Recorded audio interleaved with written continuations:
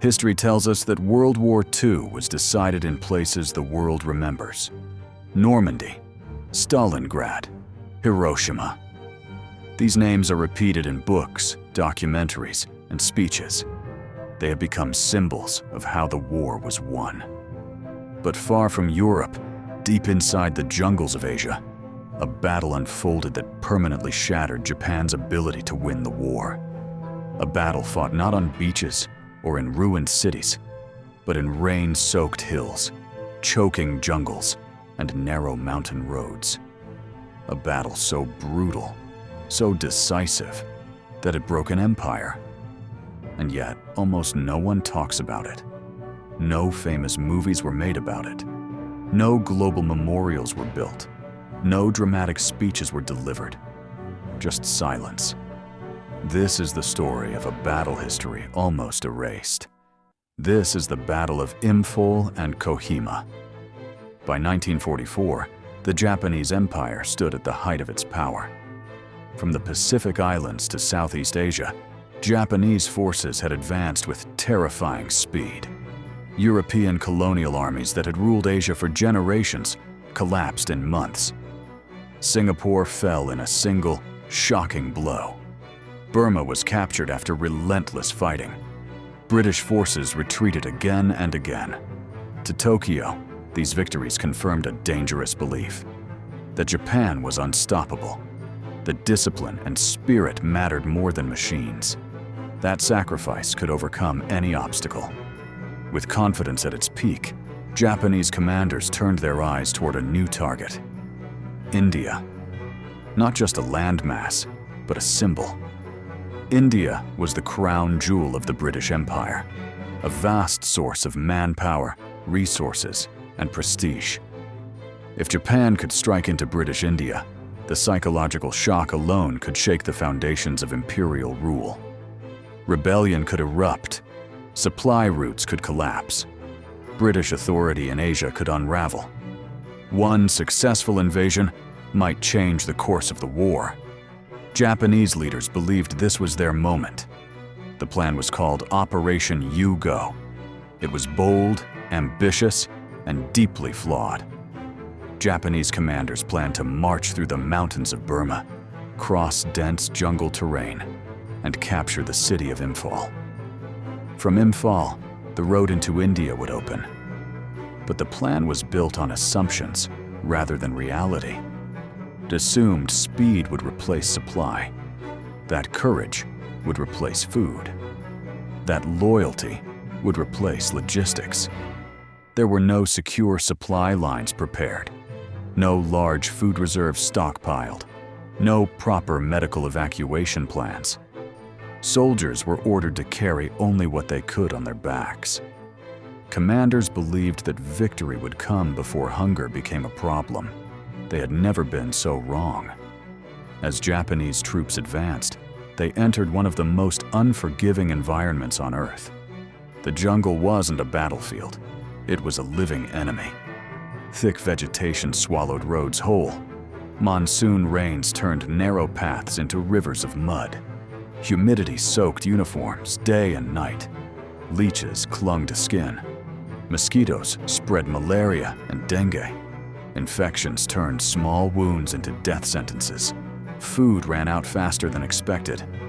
Rice rations were cut again and again. Soldiers survived on wild plants, roots, and whatever animals they could trap. Disease spread silently through the ranks. Fever weakened bodies. Dysentery drained strength. Exhaustion erased focus.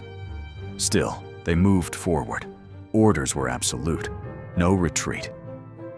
By March 1944, Japanese forces reached Imphal and surrounded the city. Roads were cut. Ground supply routes were blocked. From the outside, it appeared the Allies were trapped. Japanese commanders believed victory was only a matter of time. But they had underestimated their enemy. And they had underestimated the sky. For the first time on such a scale, the Allies supplied an entire battlefield by air. Transport aircraft flew day and night, landing on rough airstrips and dropping supplies by parachute. food, ammunition, medicine. While Japanese soldiers counted grains of rice, Allied soldiers continued to eat. While Japanese units weakened, Allied defenses grew stronger. Hunger became a weapon, not one that could be dodged or fought. Men collapsed during attacks. Others could no longer lift their rifles. Some died quietly in the jungle, unseen by anyone. Yet assaults continued. Because retreat was forbidden, Japanese doctrine demanded obedience above survival. Soldiers had been taught that surrender was dishonor, that death was preferable to retreat.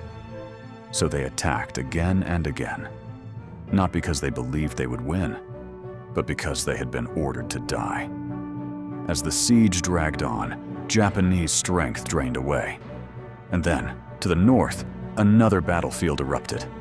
Kohima. On a map, Kohima looked insignificant.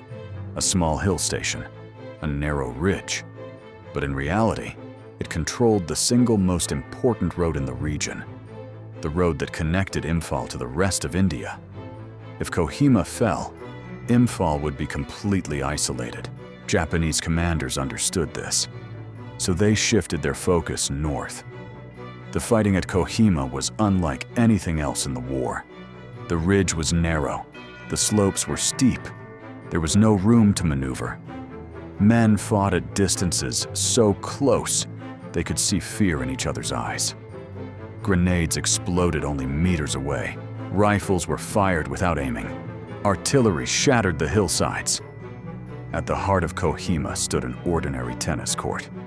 Once a place of quiet leisure, now a killing ground. Japanese soldiers occupied one side. British and Indian defenders held the other. The distance between them was just a few steps. So close that soldiers could hear each other whisper at night.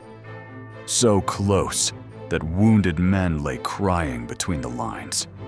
Grenades were thrown back and forth across the court like a deadly ritual. When ammunition ran out, bayonets took over.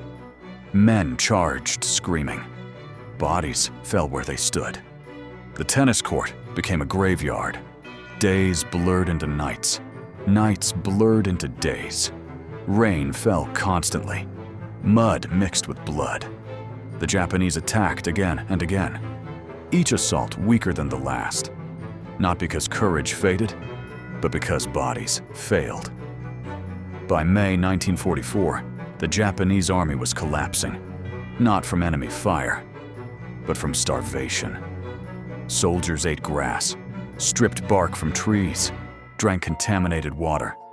Disease spread unchecked. Entire units disappeared into the jungle without a single shot fired.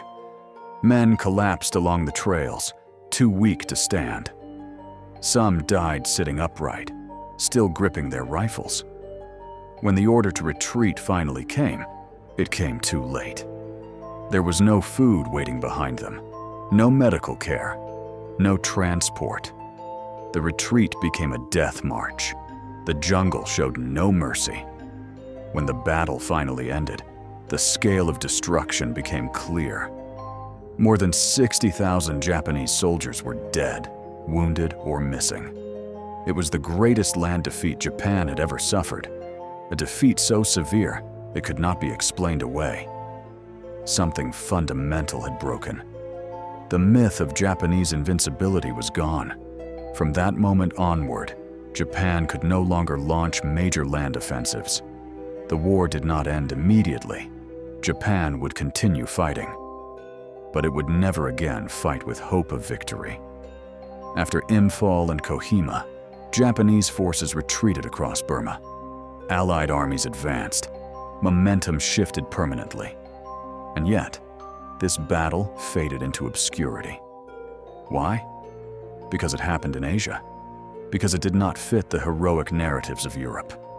Because empires decide which stories survive. Europe remembered its battles. Asia was left in the shadows. But forgetting this battle does not erase its impact. Imphal and Kohima did not just defeat an army. They broke a strategy. They shattered a belief. They changed the direction of the war. And now, you know the story history chose to forget. Because some battles are erased, not because they were small, but because they changed everything.